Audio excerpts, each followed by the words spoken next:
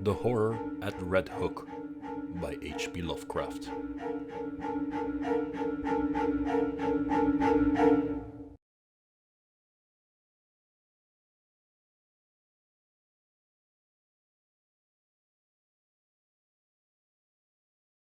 There are sacraments of evil as well as of good about us, and we live and move to my belief in an unknown world, a place where there are caves and shadows and dwellers in twilight. It is possible that man may sometimes return on the track of evolution, and it is my belief that an awful law is not yet dead. Not many weeks ago, on a street corner in the village of Pascoag, Rhode Island, a tall, heavily built and wholesome-looking pedestrian furnished much speculation by a singular lapse of behavior. He had, it appears, been descending the hill by the road from Shippershey, and encountering the compact section, had turned to his left into the main thoroughfare where several modest business blocks convey a touch of the urban. At this point, without visible provocation, he committed his astonishing lapse, staring queerly for a second at the tallest of the buildings before him, and then, with a series of terrified, hysterical shrieks, breaking into a frantic run, which ended in a stumble and a fall at the next crossing. Picked up and dusted off by ready hands, he was found to be conscious, organically unhurt, and evidently cured of his sudden nervous attack. He muttered some shamefaced explanations involving a strain he had undergone, and with downcast glance turned back up the Sheppershey Road, trudging out of sight without once looking behind him. It was a strange incident to befall so large, robust, normal-featured, and capable-looking a man, and the strangeness was not lessened by the remarks of a bystander who had recognized him as the boarder of a well-known dairyman in the outskirts of Sheppershey. He was, it developed, a New York police detective named Thomas F. Malone, now on a long leave of absence under medical treatment after some disproportionately arduous work on a gruesome local case, which accident had made dramatic. There had been a collapse of several old brick buildings during a raid in which he had shared, and something about the wholesale loss of life, both of prisoners and of his companions, had peculiarly appalled him. As a result, he had acquired an acute and anomalous horror of any buildings even remotely suggesting the ones which had fallen in, so that, in the end, the mental specialist forbade him the sight of such things for an indefinite period.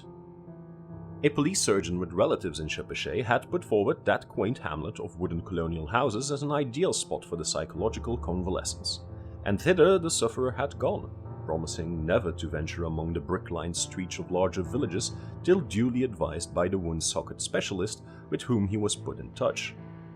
This walk to Pascoag for magazines had been a mistake, and the patient had paid in fright, bruises, and humiliation for his disobedience. So much the gossips of Sheppershey and Pascoag knew, and so much also the most learned specialist believed. But Malone had at first told the specialist much more, ceasing only when he saw that utter incredulity was his portion. Thereafter, he held his peace, protesting not at all when it was generally agreed that the collapse of certain squalid brick houses in the Red Hook section of Brooklyn and the consequent death of many brave officers had unseated his nervous equilibrium.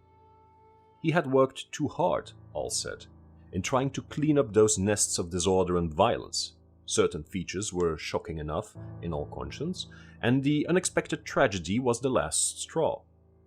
This was a simple explanation which everyone could understand, and because Malone was not a simple person, he perceived that he had better let it suffice. To hint to unimaginative people of a horror beyond all human conception, a horror of houses and blocks and cities leprous and cancerous with evil dragged from elder worlds, would be merely to invite a padded cell instead of restful rustication. And Malone was a man of sense despite his mysticism. He had the Celt's far vision of weird and hidden things, but the logician's quick eye for the outwardly unconvincing, an amalgam which had led him far afield in the 42 years of his life, and set him in strange places for a Dublin University man born in a Georgian village near Phoenix Park. And now, as he reviewed the things he had seen and felt and apprehended, Malone was content to keep unshared the secret of what could reduce a dauntless fighter to a quivering neurotic.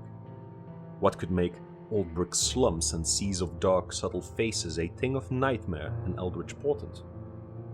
It would not be the first time his sensations had been forced to bide uninterpreted, for was not his very act of plunging into the polyglot abyss of New York's underworld a freak beyond sensible explanation? What could he tell the prosaic of the antique witcheries and the grotesque marvels discernible to sensitive eyes amidst the poison cauldron where all the very dregs of unwholesome ages mix their venom and perpetuate their obscene terrors?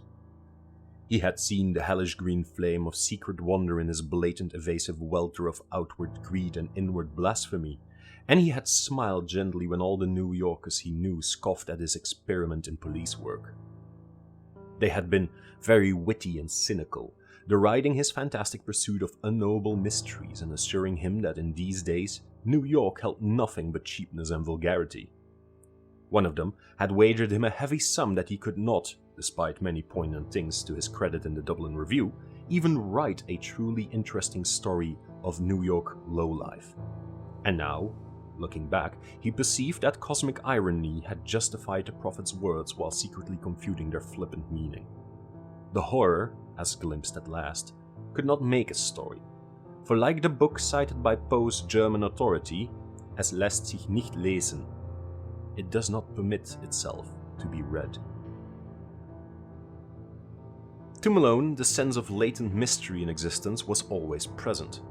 In youth, he had felt the hidden beauty and ecstasy of things, and had been a poet. But poverty and sorrow and exile had turned his gaze in darker directions, and he had thrilled at the imputations of evil in the world around. Daily life had for him come to be a phantasmagoria of macabre shadow studies, now glittering and leering with concealed rottenness as Beardsley's best manner, now hinting terrors behind the commonest shapes and objects as in the subtler and less obvious work of Gustave Doré. He would often regard it as merciful that most persons of high intelligence jeer at the inmost mysteries. For, he argued, if superior minds were ever placed in fullest contact with the secrets preserved by ancient and lowly cults, the resultant abnormalities would soon not only wreck the world, but threaten the very integrity of the universe. All this reflection was no doubt morbid, but a keen logic and a deep sense of humor ably offset it. Malone was satisfied to let his notions remain as half-spied and forbidden visions to be lightly played with, and hysteria came only when duty flung him into a hell of revelation too sudden and insidious to escape. He had for some time been detailed to the Butler Street station in Brooklyn when the Red Hook matter came to his notice. Red Hook is a maze of hybrid squalor near the ancient waterfront opposite Governor's Island, with dirty highways climbing the hill from the wharves to that higher ground where the decayed lengths of Clinton and Court Streets lead off towards the Borough Hall. Its houses are mostly of brick, dating from the first quarter to the middle of the 19th century, and some of the obscure alleys and byways have that alluring antique flavor which conventional reading leads us to call Dickensian. The population is a hopeless tangle and enigma, Syrian, Spanish, Italian, and Negro elements impinging upon one another, and fragments of Scandinavian and American belts lying not far distant. It is a babel of sound and filth, and sends out strange cries to answer the lapping of oily waves at its grimy piers and the monstrous organ litanies of the harbor whistles. Here, long ago, a brighter picture dwelt, with clear-eyed mariners on the lowest streets, and homes of taste and substance where the larger houses line the hill. One can trace the relics of his former happiness in the trim shapes of the buildings, the occasional graceful churches, and the evidences of original art and background in bits of detail here and there. A worn flight of steps, a battered doorway, a wormy pair of decorative columns or pilasters, or a fragment of once green space with bent and rusted iron railing. The houses are generally in solid blocks, and now and then a many-windowed cupola rises to tell of days when the households of captains and ship owners watched the sea. From this tangle of material and spiritual putrescence, the blasphemies of 100 dialects assail the sky. Hordes of prowlers reel shouting and singing along the lanes and thoroughfares. Occasional furtive hands suddenly extinguish lights and pull down curtains, and swarthy, sin-pitted faces disappear from windows when visitors pick their way through. Policemen despair of order or reform and seek rather to erect barriers protecting the outside world from the contagion. The clang of the patrol is answered by a kind of spectral silence, and such prisoners as are taken are never communicative. Visible offences are as varied as the local dialects, and run the gamut from the smuggling of rum and prohibited aliens through diverse stages of lawlessness and obscure vice to murder and mutilation in their most abhorrent guises. That these visible affairs are not more frequent is not to the neighborhood's credit, unless the power of concealment be an art-demanding credit. More people enter Red Hook than leave it, or at least than leave it by the landward side, and those who are not loquacious are the likeliest to leave. Malone found in this state of things a faint stench of secrets more terrible than any of the sins denounced by citizens and bemoaned by priests and philanthropists. He was conscious, as one who united imagination with scientific knowledge, that modern people under lawless conditions tend uncannily to repeat the darkest instinctive patterns of primitive half-ape savagery in their daily life and ritual observances. And he had often viewed with an anthropologist's shudder the chanting, cursing processions of blear-eyed and pockmarked young men which wound their way along in the dark small hours of morning. One saw groups of these youths incessantly, sometimes in leering vigils on street corners, sometimes in doorways playing eerily on cheap instruments of music, sometimes in stupefied dozes or indecent dialogues around cafeteria tables near Borough Hall, and sometimes in whispering converse around dingy taxicabs drawn up at the high stoops of crumbling and closely shuttered old houses. They chilled and fascinated him more than he dared confess to his associates on the force, for he seemed to see in them some monstrous thread of secret continuity, some fiendish, cryptical and ancient pattern utterly beyond and below the sordid mass of facts and habits and haunts listed with such conscientious technical care by the police. They must be, he felt inwardly, the heirs of some shocking and primordial tradition, the sharers of debased and broken scraps from cults and ceremonies older than mankind. Their coherence and definiteness suggested it, and it shewed in the singular suspicion of order which lurked beneath their squalid disorder. He had not read in vain such treatises as Miss Murray's Witch Cult in Western Europe, and knew that up to recent years there had certainly survived among peasants and furtive folk a frightful and clandestine system of assemblies and orgies descended from dark religions antedating the Aryan world, and appearing in popular legends as black masses and witches' sabbaths. That these hellish vestiges of old Turanian Asiatic magic and fertility cults were even now wholly dead, he could not for a moment suppose, and he frequently wondered how much older and how much blacker than the very worst of the muttered tales some of them might really be. It was the case of Robert Soydam which took Malone to the heart of things in Red Hook. Soydam was a lettered recluse of ancient Dutch family, possessed originally of barely independent means, and inhabiting the spacious but ill-preserved mansion which his grandfather had built in Flatbush when that village was little more than a pleasant group of colonial cottages surrounding the steepled and ivy-clad Reformed church with its iron-railed yard of Netherlandish gravestones. In his lonely house, set back from Martin Street amidst a yard of venerable trees, Soydam had read and brooded for some 6 decades, except for a period a generation before when he had sailed for the old world and remained there out of sight for 8 years. He could afford no servants, and would admit but few visitors to his absolute solitude, eschewing close friendships and receiving his rare acquaintances in one of the 3 ground-floor rooms which he kept in order. A vast, high-ceiled library whose walls were solidly packed with tattered books of ponderous, archaic, and vaguely repellent aspect.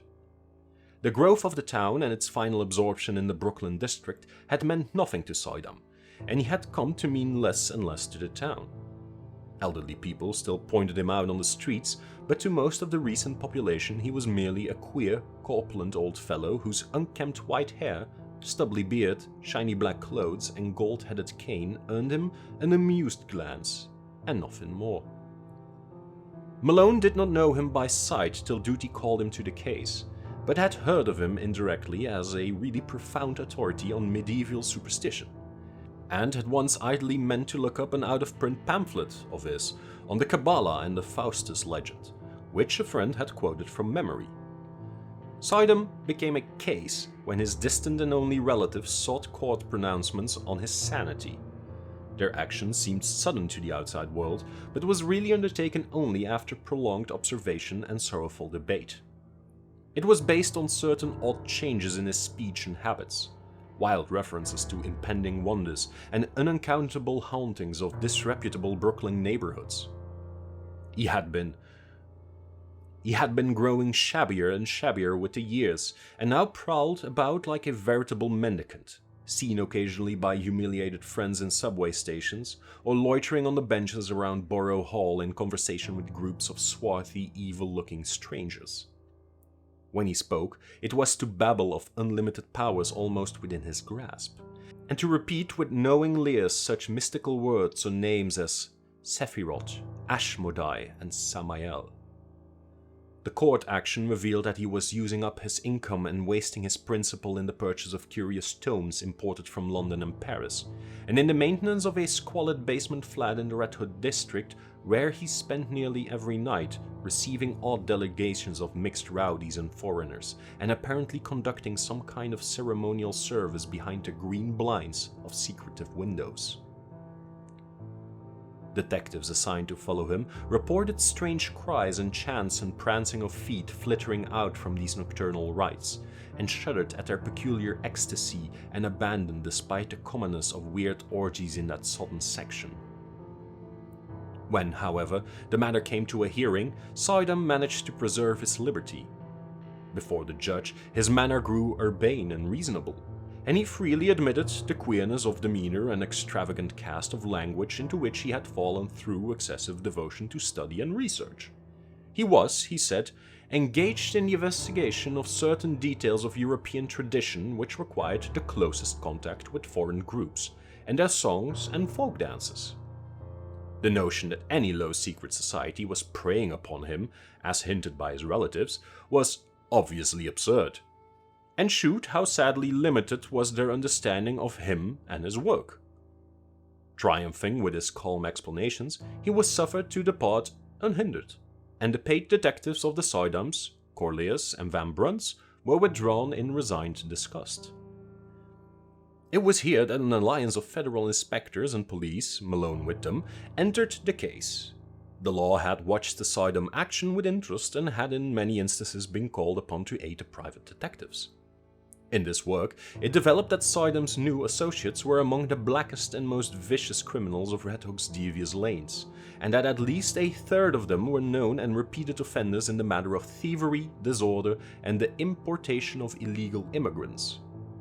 Indeed, it would not have been too much to say that the old scholar's particular circle coincided almost perfectly with the worst of the organized cliques which smuggled ashore certain nameless and unclassified Asian dregs wisely turned back by Ellis Island.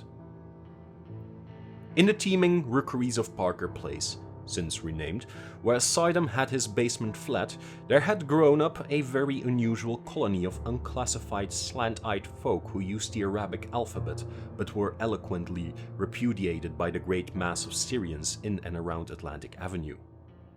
They could all have been deported for lack of credentials, but legalism is slow-moving and one does not disturb Red Hook unless publicity forces one to.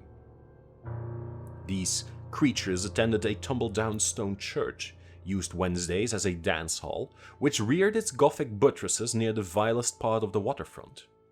It was nominally Catholic, but priests through Brooklyn denied the place all standing and authenticity, and policemen agreed with them when they listened to the noises it emitted at night. Malone used to fancy he heard terrible cracked bass notes from a hidden organ far in the ground when the church stood empty and unlighted, whilst all observers dreaded the shrieking and drumming which accompanied the visible services. Sidom, when questioned, said he thought the ritual was some remnant of Nestorian Christianity tinctured with the shamanism of Tibet. Most of the people, he conjectured, were of Mongoloid stock, originating somewhere in or near Kurdistan, and Malone could not help recalling that Kurdistan is of the land of the Jadizis, last survivors of the Persian devil worshippers. However this may have been, the stir of the Sidam investigation made it certain that these unauthorized newcomers were flooding Red Hook in increasing numbers, entering through some marine conspiracy unreached by revenue officers and harbor police, overrunning Parker Place and rapidly spreading up the hill, and welcomed with curious fraternalism by the other assorted denizens of the region. Their squat figures and characteristic squinting physiognomies, grotesquely combined with the flashy American clothing, appeared more and more numerously among the loafers and nomad gangsters of the Borough Hall section, till at length it was deemed necessary to compute their numbers, ascertain their sources and occupations, and find if possible a way to round them up and deliver them to the proper immigration authorities. To this task Malone was assigned by agreement of federal and city forces, and as he commenced his canvass of Red Hook, he felt poised upon the brink of nameless terrors, with the shabby, unkempt figure of Robert Sidam as archfiend and adversary. Police methods are varied and ingenious. Malone, through unostentatious rambles, carefully casual conversations, well-timed offers of hip-pocket liquor, and judicious dialogues with frightened prisoners, learned many isolated facts about a movement whose aspect had become so menacing. The newcomers were indeed Kurds, but of a dialect obscure and puzzling to exact philology. Such of them as worked lived mostly as dockhands and unlicensed peddlers, though frequently serving in Greek restaurants and tending corner newsstands.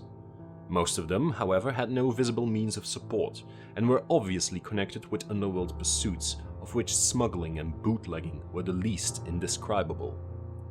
They had come in steamships, apparently tramp freighters, and had been unloaded by stealth on moonless nights in rowboats which stole under a certain wharf and followed a hidden canal to a secret subterranean pool beneath a house. This wharf, canal, and house Malone could not locate, for the memories of his informants were exceedingly confused, while their speech was to a great extent beyond even the ablest interpreters. Nor could he gain any real data on the reasons for the systematic importation. They were reticent about the exact spot from which they had come, and were never sufficiently off guard to reveal the agencies which had sought them out and directed their course. Indeed, they developed something like acute fright when asked the reasons for their presence. Gangsters of other breeds were equally taciturn, and the most that could be gathered was that some god or great priesthood had promised them unheard of powers and supernatural glories and rulerships in a strange land. The attendance of both newcomers and old gangsters at Sidam's close-guarded nocturnal meetings was very regular, and the police soon learned that the erstwhile recluse had leased additional flats to accommodate such guests as knew his password, at last occupying 3 entire houses and permanently harboring many of his queer companions. He spent but little time now at his Flatbush home, apparently going and coming only to obtain and return books, and his face and manner had attained an appalling pitch of wildness. Malone twice interviewed him, but was each time brusquely repulsed. He knew nothing, he said, of any mysterious plots or movements, and had no idea how the Kurds could have entered or what they wanted.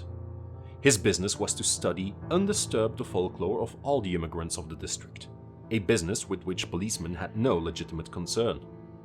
Malone mentioned his admiration for Sidam's old brochure on the Kabbalah and the other myths, but the old man's softening was only momentary. He sensed an intrusion and rebuffed his visitor in no uncertain way, till Malone withdrew disgusted and turned to other channels of information. What Malone would have unearthed could he have worked continuously on the case, we shall never know. As it was, a stupid conflict between city and federal authorities suspended the investigations for several months, during which the detective was busy with other assignments. But at no time did he lose interest, or fail to stand amazed at what began to happen to Robert Sidam. Just at a time when a wave of kidnappings and disappearances spread its excitement over New York, the unkempt scholar embarked upon a metamorphosis as startling as it was absurd.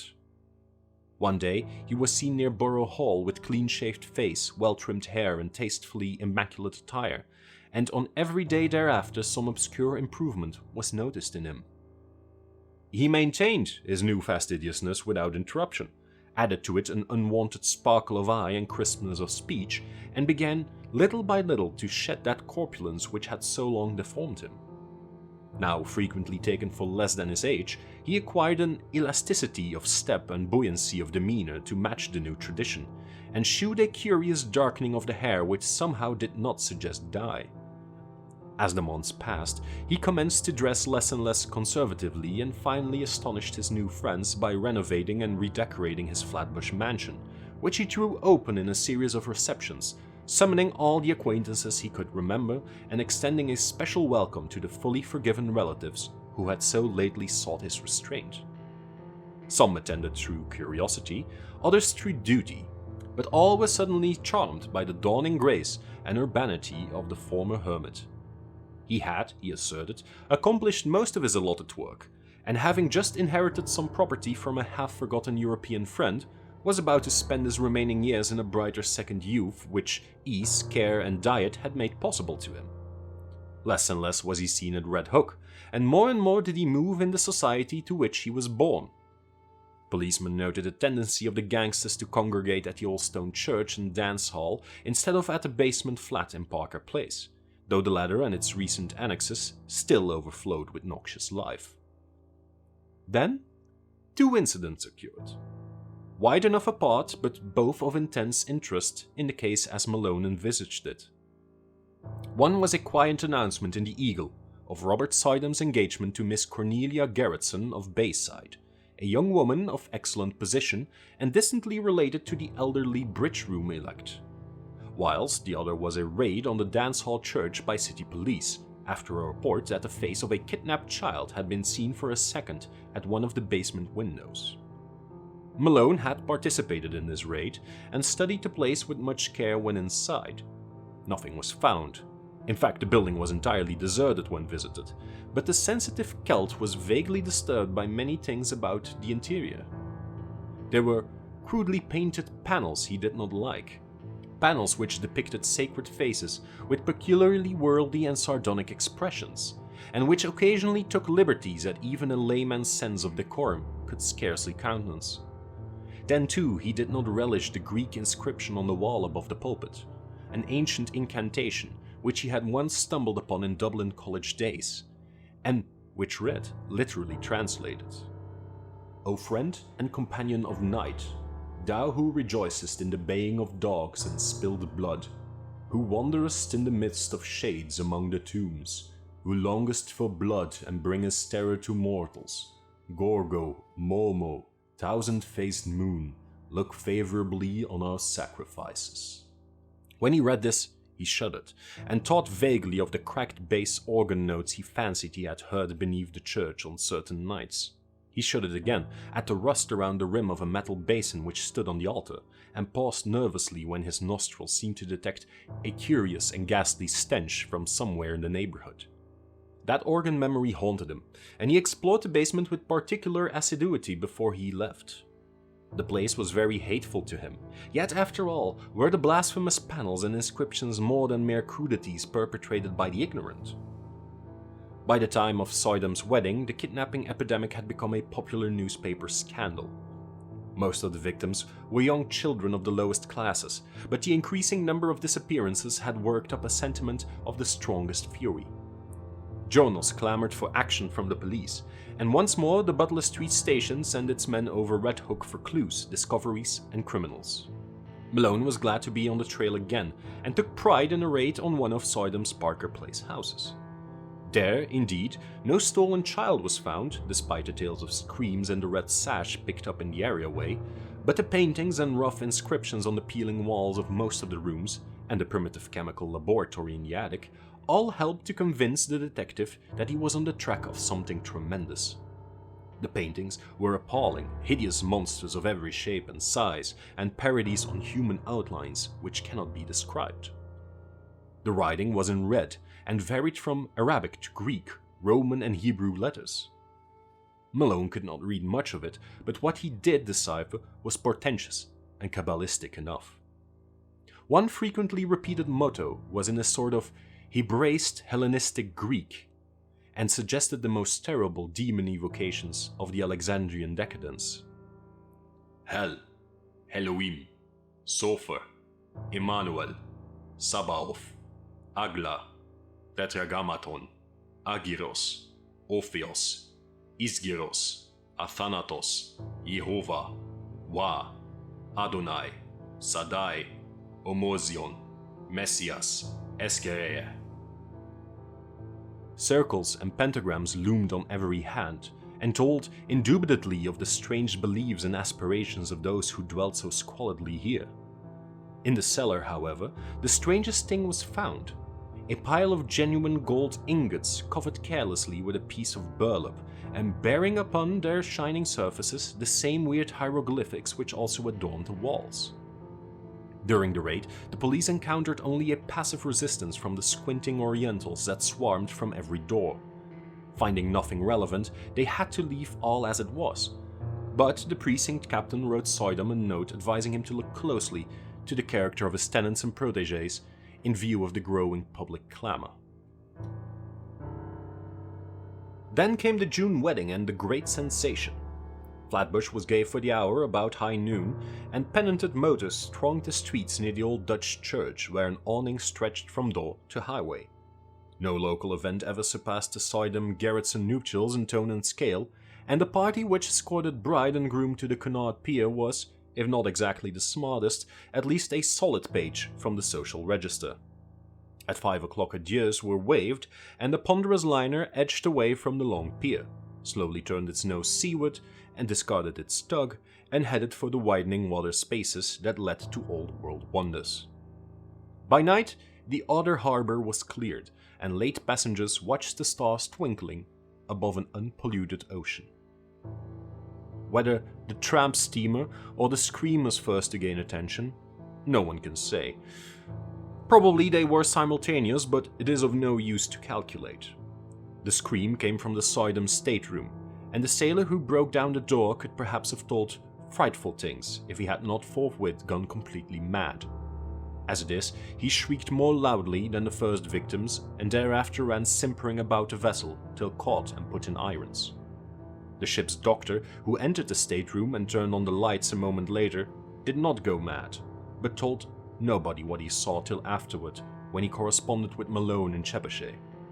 It was murder, strangulation, but one need not say that the claw mark on Mrs. Soidam's throat could not have come from her husband's, or any other human hand, or that upon the white wall there flickered for an instant, in hateful red, a legend, which, later copied from memory, seemed to have been nothing less than the fearsome Chaldee letters of the word Lilith.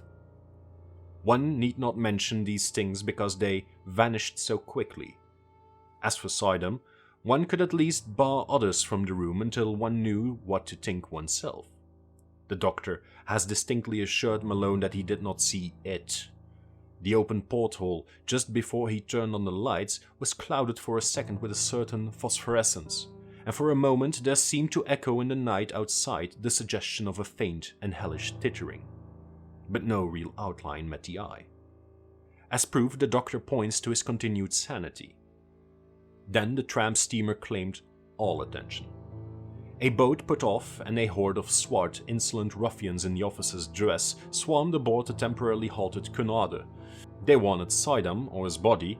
They had known of his trip, and for certain reasons were sure he would die. The captain's deck was almost a pandemonium, for at the instant between the doctor's report from the stateroom and the demands of the men from the tramp, not even the wisest and gravest seaman could think what to do.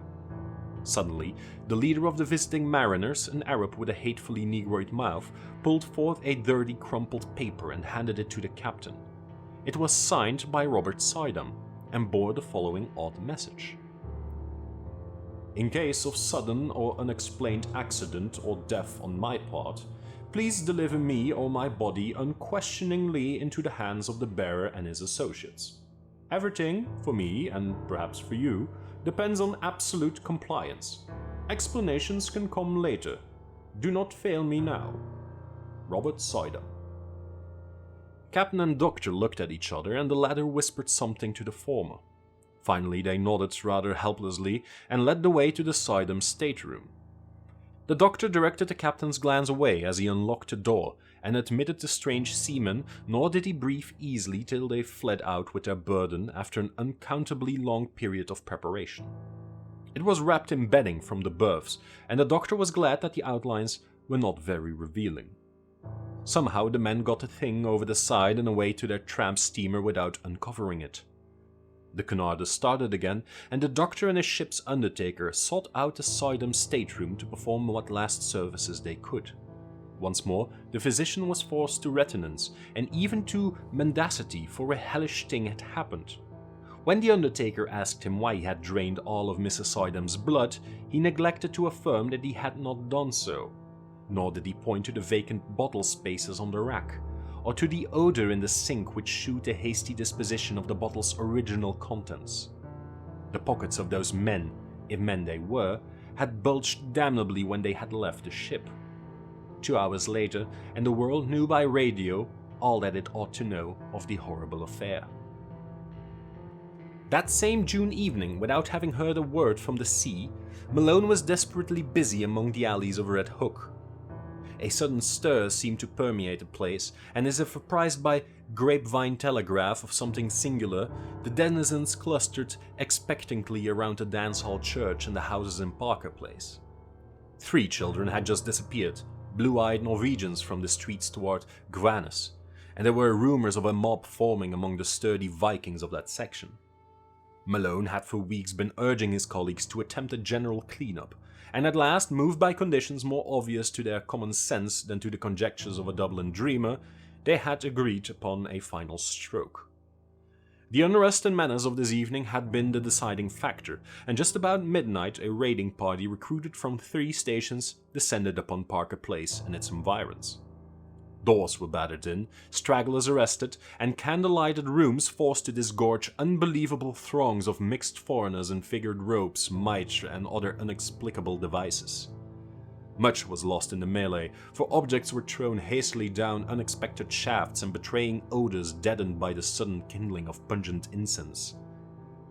But spattered blood was everywhere, and Malone shuddered whenever he saw a brazier or altar from which the smoke was still rising. He wanted to be in several places at once and decided on Sidum's basement flat, only after a messenger had reported the complete emptiness of the dilapidated dance hall church. The flat, he thought, must hold some clue to a cult of which the occult scholar had so obviously become the center and leader. And it was with real expectancy that he ransacked the musty rooms, noted their vaguely charnel odor, and examined the curious books, instruments, gold ingots, and glass-stoppered bottles scattered carelessly here and there. Once, a lean black and white cat edged between his feet and tripped him, overturning at the same time a beaker half full of a red liquid. The shock was severe, and to this day Malone is not certain of what he saw, but in dreams he still pictures that cat as it scuttled away with certain monstrous alterations and peculiarities. Then came the locked cellar door and the search for something to break it down. A heavy stool stood near, and its tough seat was more than enough for the antique panels. A crack formed and enlarged, and the whole door gave way. But from the other side, whence poured a howling tumult of ice-cold wind with all of the stenches of the bottomless pit, and whence reached a sucking force not of earth or heaven, which, coiling sentiently about the paralyzed detective, dragged him through the aperture and down unmeasured spaces filled with whispers and wails and gusts of mocking laughter. Of course, it was a dream. All the specialists have told him so, and he has nothing to prove the contrary. Indeed, he would rather have it thus, for then the sight of old brick slums and dark foreign faces would not eat so deeply into his soul.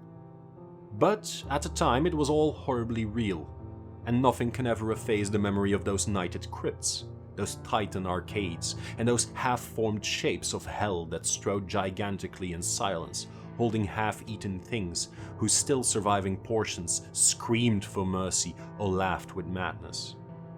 Odors of incense and corruption joined in sickening concert, and the black air was alive with the cloudy, semi-visible bulk of shapeless elemental things with eyes. Somewhere dark, sticky water was lapping at onyx piers, and once the shivery tinkle of raucous little bells pealed out to greet the insane titter of a naked phosphorescent thing which swam into sight, scrambled ashore, and climbed up to squat leeringly on a carved golden pedestal in the background. Avenues of limitless night seemed to radiate in every direction, till one might fancy that there lay the root of a contagion destined to sicken and swallow cities, and engulf nations on the feeder of hybrid pestilence.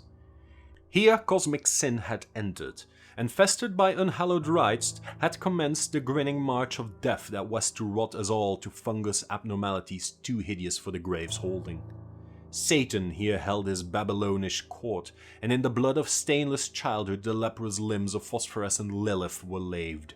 Incubi and succubi howled praise to Hecate, and headless mooncalves bleated to the Magna Mater. Goats leaped to the sound of thin, accursed flutes, and Aegyptians chased endlessly after misshapen fawns over rocks twisted like swollen toads. Moloch and Astaroth were not absent, for in this quintessence of all damnation the bounds of consciousness were let down, and man's fancy lay open to vistas of every realm of horror and every forbidden dimension that evil had power to mold. The world and nature were helpless against such assaults from unsealed wells of night, nor could any sign or prayer check the Walpurgis riot of horror which had come when a sage with a hateful key had stumbled on a hoard with the locked and brimming coffer of transmitted demon lore. Suddenly, a ray of physical light shot through these phantasms, and Malone heard the sound of oars amidst the blasphemies of things that should be dead. A boat with a lantern in its prow darted into sight, made fast to an iron ring in the slimy stone pier, and vomited forth several dark men bearing a long burden swathed in the bedding. They took it to the naked phosphorescent thing on the carved golden pedestal, and the thing tittered and pawed at the bedding. Then they unswathed it, and propped upright before the pedestal the gangrenous corpse of a corpulent old man with stubbly beard and unkempt white hair. The phosphorescent thing tittered again, and the men produced bottles from their pockets and anointed its feet with red, whilst they afterward gave the bottles to the thing to drink from. All at once, from an arcaded avenue leading endlessly away, there came the demoniac rattle and wheeze of a blasphemous organ, choking and rumbling out the mockeries of hell in a cracked, sardonic bass. In an instant every moving entity was electrified, and forming at once into a ceremonial procession, the nightmare horde slitted away in quest of the sound. Goat, satyr and Aegyptian, incubus, succuba and lemur, twisted-toed and shapeless elemental, dog-faced howler and silent strutter in darkness, all led by the abominable naked phosphorescent thing that had squatted in the carved golden throne, and that now strode insolently bearing in its arms the glassy-eyed corpse of the corpulent old man. The strange dark men danced in the rear, and the whole column skipped and leaped with Dionysiac fury. Malone staggered after them a few steps, delirious and hazy, and doubtful of his place in this or in any world.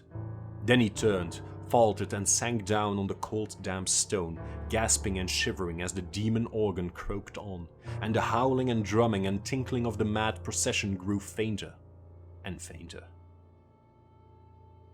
Vaguely he was conscious of chanted horrors and shocking croakings afar off. Now and then a wail or whine of ceremonial devotion would float to him through the black arcade, whilst eventually there rose dreadful Greek incantations whose text he had read above the pulpit of that dance hall church. O friend and companion of night, thou who rejoicest in the baying of dogs, Here a hideous howl burst forth. and spilt blood, Here nameless sounds vied with morbid shriekings. who wanderest in the midst of shades among the tombs, Here a whistling sigh occurred. who longest for blood and bringest terror to mortals, Short, sharp cries from myriad throats, Gorgo, repeated as response, Momo, repeated with ecstasy, thousand-faced moon, sighs and flute notes. look favorably on our sacrifices. As the chant closed, a general shout went up, and hissing sounds nearly drowned the croaking of the cracked bass organ. Then a gasp as from many throats, and a babel of barked and bleated words. Lilith, great Lilith, behold the bridegroom. More cries, a clamor of rioting, and the sharp clicking footfalls of a running figure. The footfalls approached, and Malone raised himself to his elbow to look. The luminosity of the crypt, lately diminished, had now slightly increased, and in that devil light there appeared the fleeing form of that which should not flee, or feel, or breathe. The glassy-eyed, gangrenous corpse of the corpulent old man, now needing no support, but animated by some infernal sorcery of the rite just closed. After it raced the naked, tittering, phosphorescent thing that belonged on the carven pedestal, and still farther behind panted the dark men and all the dread crew of sentient loathsomeness. The corpse was gaining on its pursuers and seemed bent on a definite object, straining with every writhing muscle toward the carved golden pedestal, whose necromantic importance was evidently so great. Another moment, and it had reached its goal, whilst the trailing throng labored on with much more frantic speed.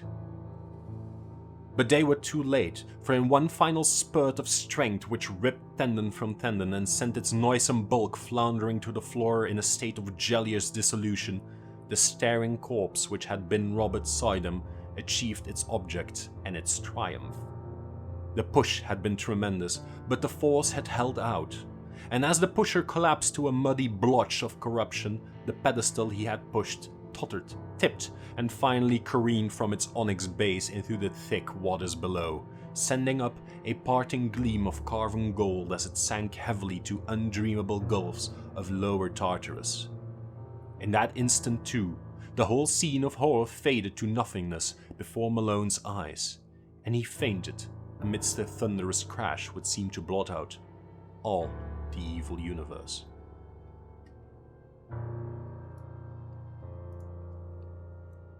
Malone's dream, experienced in full before he knew of Sydom's death and transfer at sea, was curiously supplemented by some odd realities of the case, though that is no reason why anyone should believe it. The 3 old houses in Parker Place, doubtless long rotten with decay in its most insidious form, collapsed without visible cause, while half the raiders and most of the prisoners were still inside, and of both the greater numbers were instantly killed. Only in the basements and cellars was there much saving of life, and Malone was lucky to have been deep below the house of Robert Sydom, for he really was there, as no one is disposed to deny. They found him unconscious by the edge of a night-black pool, with a grotesquely horrible jumble of decay and bone, identifiable through dental work as the body of Sydom a few feet away. The case was plain, for it was hither that the smuggler's underground canal led, and the men who took Sydom from the ship had brought him home. They themselves were never found, or at least never identified, and the ship's doctor is not yet satisfied with the simple certitudes of the police. Sydom was evidently a leader in extensive man-smuggling operations, for the canal to his house was but one of several subterranean channels and tunnels in the neighborhood. There was a tunnel from his house to a crypt beneath the dance hall church, a crypt accessible from the church only through a narrow secret passage in the north wall, and in whose chambers some singular and terrible things were discovered. The croaking organ was there, as well as a vast arched chapel with wooden benches and a strangely figured altar.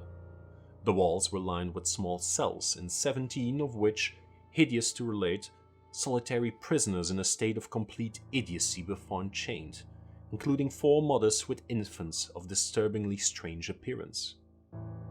These infants died soon after exposure to the light, a circumstance which the doctors thought rather merciful. Nobody but Malone, among those who inspected them, remembered the somber question of old Del Rio.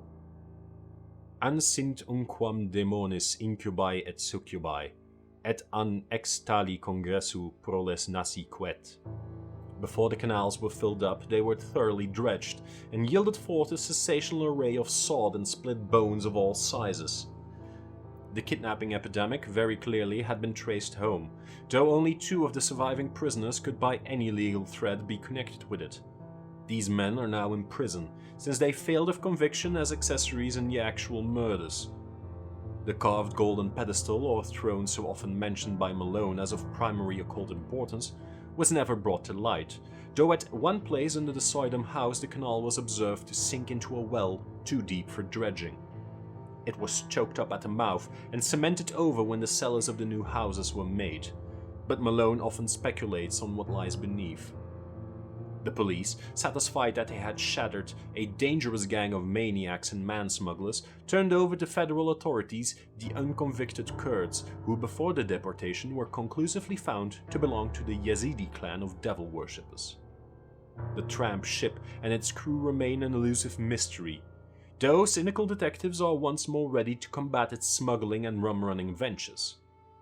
Malone thinks these detectives shew a sadly limited perspective in their lack of wonder at the myriad unexplainable details, and the suggestive obscurity of the whole case, though he is just as critical of the newspapers, which saw only a morbid sensation and gloated over a minor sadist cult which they might have proclaimed a horror from the universe's very heart.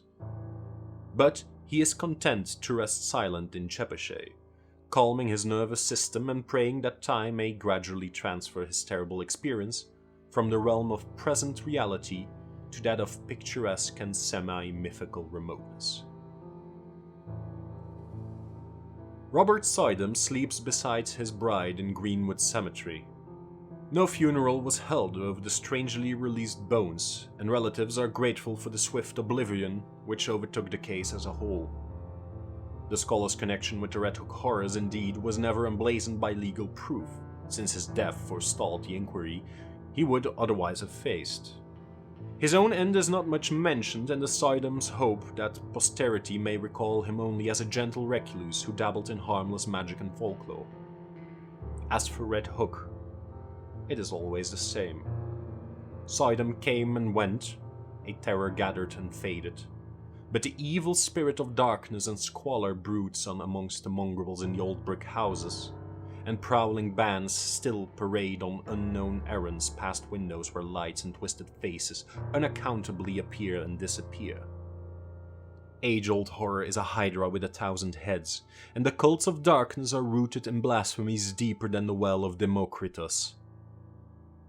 The soul of the beast is omnipresent and triumphant, and Red Hook's legions of blear-eyed, pockmarked youths still chant and curse and howl as they file from abyss to abyss, none known whence or whither, pushed on by blind laws of biology which they may never understand.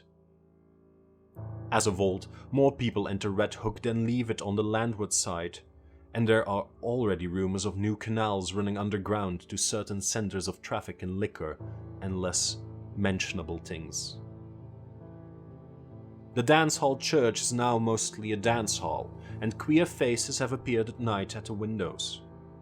Lately, a policeman expressed the belief that the filled-up crypt has been dug out again, and for no simply explainable purpose. Who are we to combat poisons older than history and mankind? Apes danced in Asia to those horrors, and the cancer lurks secure and spreading where furtiveness hides in rows of decaying brick. Malone does not shudder without cause, for only the other day an officer overheard a swarthy squinting hag teaching a small child some whispered patois in the shadow of an areaway. He listened and thought it very strange when he heard her repeat over and over again, "O friend and companion of night, thou who rejoicest in the baying of dogs and spilled blood, who wanderest in the midst of shades among the tombs, who longest for blood and brings terror to mortals, Gorgo, Mormo, thousand-faced moon, look favorably on our sacrifices."